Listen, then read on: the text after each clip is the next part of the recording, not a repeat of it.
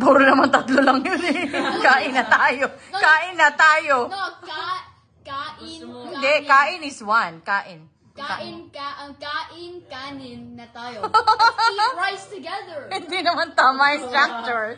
Hindi tama yung structure. You have to... How do you say it? Oh. Gusto mo. Drink. How do you say drink milk? Oh. Gusto mo. How do you say drink it? Take out. Gusto mo. Gusto mo yung na. Gusto mo tong. Dali, $2 to. Gusto mo. How do you say what? Gusto mo. Kain na tayo.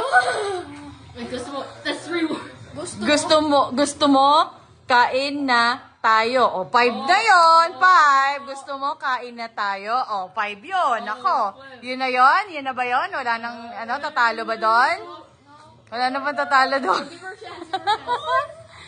Kaya mo yan, ate. I think it was more than 5 words. Gusto mo. I said drink milk. I forgot what money is.